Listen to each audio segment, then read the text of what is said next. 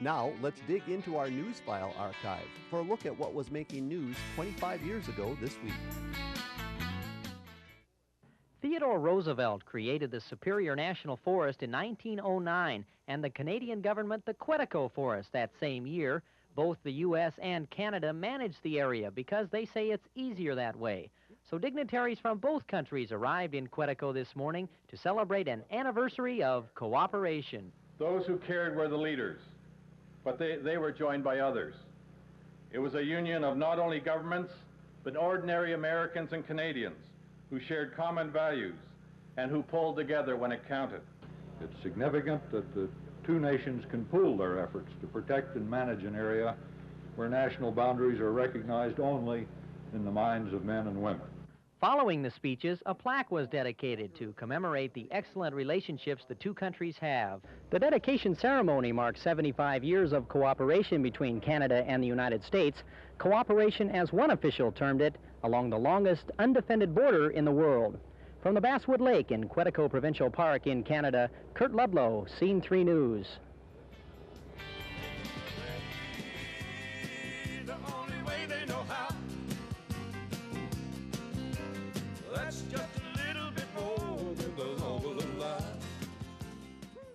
A major upgrade at the Murphy Oil Refinery in Superior could not come at a better time for the local economy. Murphy is investing about $50 million in a project that will employ 50 full-time workers over the next year. When completed, the project will significantly increase Murphy's production capacity and allow it to meet new federal fuel regulations. Joining us now is David Podratz, Murphy's Refinery's manager in Superior. And Dave, thanks for being here. I appreciate you coming in. Glad to be here. Thanks for having me. Tell us about the project and what's being done. Well, we aren't actually expanding our production capacity. We are really doing this project to meet two objectives, and actually there's two parts of the project. The first part of the project is to remove additional sulfur from diesel fuel. The allowable sulfur level in diesel fuel has been going down over the last 15 years. And this is just the latest step in taking that sulfur level down so that the fuel can be used in the modern engine technology. The sulfur is a contaminant for the scrubbers in those engines. So you'll actually be increasing the capacity of the low sulfur fuel. We will be increasing our desulfurization capacity, yes, but we are not going to process any more barrels through the refinery. And the other piece of the project is a second piece to meet fuel specifications, and that's to reduce the benzene content of gasoline. Gasoline naturally contains benzene, and this project will take some of the benzene out of gasoline to meet some new regulations that take effect in 2011. How does this revamp of the facility, how does that help or affect the overall timeline of how long the facility will be up? I mean, is this really a good news for long-term stability of the facility? It's certainly good news for the stability of the facility in the near term. Without this investment, we would have been essentially out of business come 2010, 2011.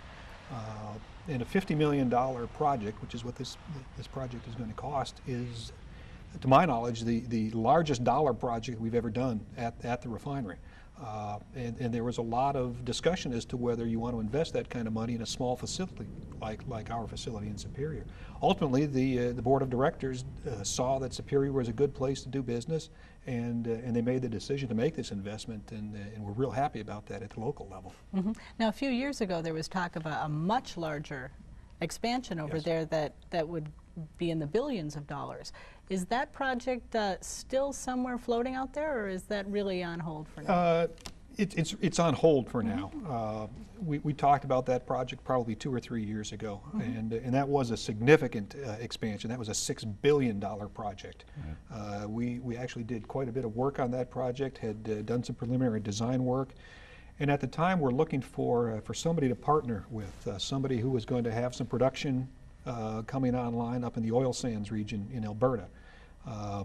We weren't able to find that partner at the time, and the world has really changed since that time. The price of oil has come down, the credit markets have tightened up, so all of those projects up in Alberta have been put on hold. So we can't read into this $50 million project and say, oh, that means that we could possibly be getting this big new project. No, you can't read that at Okay. all. This $50 million project basically allows us to stay in business over the next foreseeable few years. Without it, we would have effectively had to shut down because we couldn't meet the new fuel specifications. What about what's going on in Congress right now with the cap and trade, the environmental legislation that they're talking about?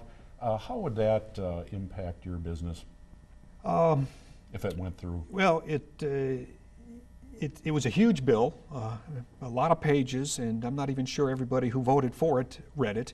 But addressing climate change and keeping energy affordable are obviously very important. The bill that was passed in the House, the Waxman-Markey bill, unfortunately, sort of targets our industry. In fact, there's some language in that bill along the lines that because our transportation sector is so dependent on petroleum, that petroleum is a clear and present danger to the United States. That's pretty strong language. What would that do to your facility? Well, it's hard to say. The way the bill is structured right now, some of the credits are being allocated for no cost to various industries. The refining industry is going to get about 2% of those. There are... For people who don't understand cap and trade, can Sure. you give just a real quick, simple explanation? Sure. To address climate change, the key is to limit carbon dioxide emissions. And carbon dioxide is emitted anytime you burn anything. If you generate electricity, you drive your car, just about anything we do generates carbon dioxide. And there's several ways to reduce that level of carbon dioxide. One of the simplest would have been a simple tax on carbon. But instead, the House chose to implement a cap and trade program whereby you allow so many credits out there. Each credit allows you to emit a ton of carbon dioxide.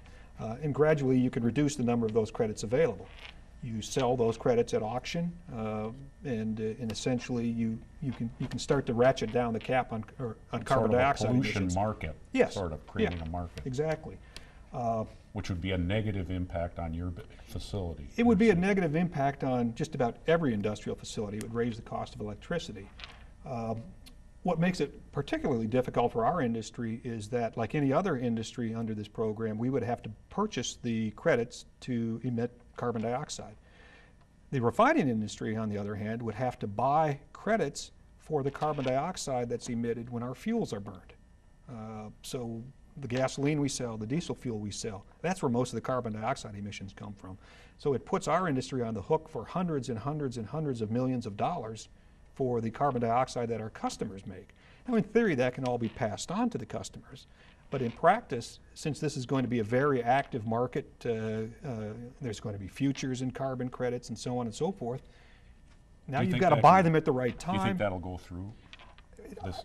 I find it hard to believe Yeah. it'll go through as it's been passed by the House. The Senate gets a crack at it. It's very complex legislation, but it does have the potential to drastically impact our industry, and our industry is very concerned with it. It may ultimately wind up closing down refineries in this country and bringing imported products in from overseas. But in the short term, good news. In the short term, great news. In Superior. Yes. And thank you for coming in and sharing the Thank you. information with us. Appreciate it. Good Glad luck. to be here.